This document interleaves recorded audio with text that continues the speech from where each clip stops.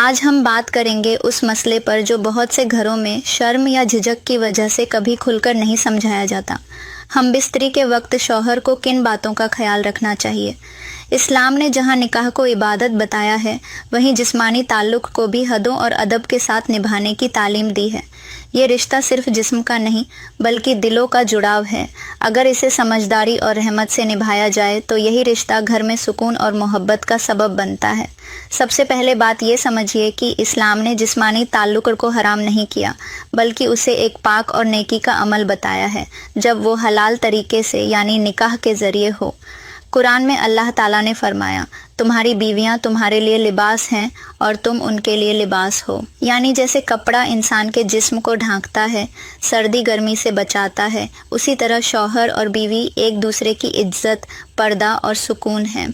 اب آئیے دیکھتے ہیں کہ ہم بستری کے وقت شوہر کو کون کون سی باتوں کا خاص خیال رکھنا چاہیے، کیونکہ اگر یہ باتیں نہ مانی جائیں تو بہت سی عورتوں کے دل ٹوٹ جاتے ہیں اور وہ بات دل میں جمع ہو کر نفرت اور دوری میں بدل جاتی ہے۔ سب سے پہلی بات، ہم بستری زبردستی سے نہیں، محبت سے ہونی چاہیے۔ اسلام نے مرد کو قوام، ذمہ دار بنایا ہے، ظالم نہیں۔ اگر بیوی تھکی ہوئی ہے، طبیعت ٹھیک نہیں ہے یا دل نہیں چاہتا تو مرد کو چاہیے کہ اس کے حالات کو سمجھے۔ پیغمبر اکرم نے فرمایا، تم میں سے کوئی اپنی بیوی پر جانوروں کی طرح نہ ٹوٹ پڑے، بلکہ پہلے اس کے ساتھ نرمی اور باتیں کرے۔ الجامی الصغیر، یعنی عورت بھی انسان ہے، اس کے اندر جذبات ہیں، احساس ہیں۔ شوہر کو چاہیے کہ وہ اسے مخلوق ایک خاص کے طور پر عزت دے، نہ کہ اپنی ہوس کا سامان سمجھے۔ دوسری بات، ہم بستری سے پہلے صاف صفائی اور تازگی کا خیال رکھنا۔ اگر مرد بدبودار کپڑے، پسینے سے تر جسم یا بغیر مسواک کے پاس آئے گا تو بیوی کا دل کیسے لگے گا؟ اسلام نے ہر عمل میں پاکیزگی کو ضروری بتایا ہے۔ اس سے بیوی کو بھی احساس ہوتا تھا کہ اس کا شوہر اسے عزت اور اہمیت دیتا ہے۔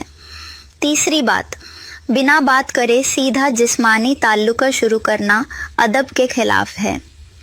بیوی سے کچھ ملائم باتیں، محبت کے لفظ یا ہلکی مسکراہٹ، یہ سب عورت کے دل کو سکون دیتی ہے، اور جب دل مطمئن ہو جائے تو تعلق بھی سکون اور رحمت سے بھر جاتا ہے۔ چوتھی بات، پوری طرح کپڑے اتارنا جائز ہے مگر بہتر نہیں۔ شریعت میں دونوں کا ایک دوسرے سے پوری طرح بے پردہ ہونا حرام نہیں مگر پسندیدہ نہیں ہے۔ حضرت عمر رضی اللہ عنہ فرماتے ہیں کہ اگر دونوں ایک کپڑے میں ہوں تو کوئی حرج نہیں، مگر پوری طرح نگن ہو کر ایک دوسرے کو دیکھنا ادب کے خلاف ہے۔ اس لیے اچھا ہے کہ تھوڑا بہت پردہ یا چادر کا استعمال رہے تاکہ شرم اور حیا کا تصور قائم رہے۔ پانچویں بات، ہم بستری سے پہلے بسم اللہ پڑھنا نہ بھولیں۔ حدیث میں آتا ہے، اگر کوئی مرد اپنی بیوی کے پاس جائے اور یہ دعا پڑھے تو اگر اس رات ان کے نصیب میں اولاد ہو تو شیطان اسے نقصان نہیں پہنچا سکتا۔ صحیح بخاری۔ اب بات آتی ہے، ہم بستری کے دوران کیا باتیں مناسب ہیں؟ اسلام نے اس کی بھی ہدایت دی ہے کہ تعلق کے وقت گندی یا بیہودہ باتیں نہ کی جائیں۔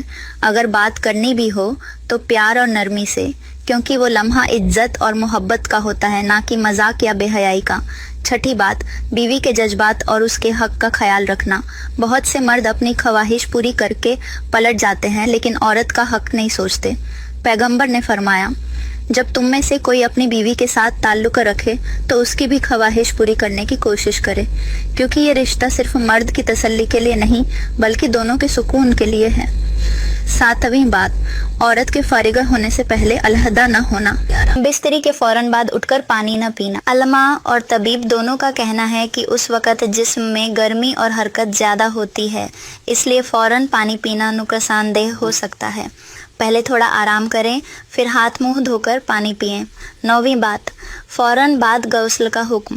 قرآن اور حدیث دونوں میں جنابت، ہم بستری کے بعد کی حالت میں پاکی حاصل کرنے کا حکم ہے۔ اگر نیند لگ جائے یا ٹھنڈ ہو تو کم سے کم وضو ضرور کر لینا چاہیے۔ پیغمبر کبھی کبھی غسل سے پہلے وضو کر کے سو جایا کرتے تھے۔ 10ویں بات، बीवी को बाद में छोड़कर न चला जाए।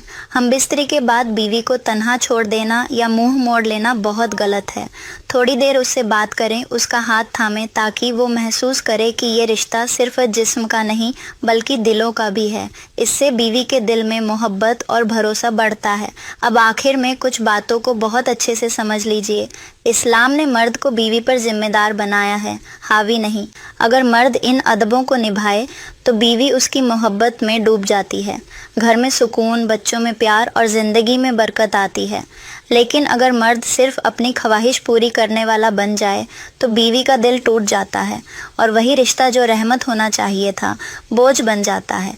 याद रखिए, हम बिस्तरी एक इबादत है जब वो नीयत, अदब और मोहब्बत से की जाए। इससे गुनाह नहीं बल्कि सवाब मिलता है। अल्लाह ताला ने इस रिश्ते को हराम नहीं कहा बल्कि हलाल दायरे में रहकर इसे अपनी रहमत बताया है। इसलिए ऐ भाइयों, अपनी बीवियों के साथ वैसे रहो जैसे पैगंबर अपने अहल के साथ रहते थे, नरमी से, मोहब्बत से और अदब से।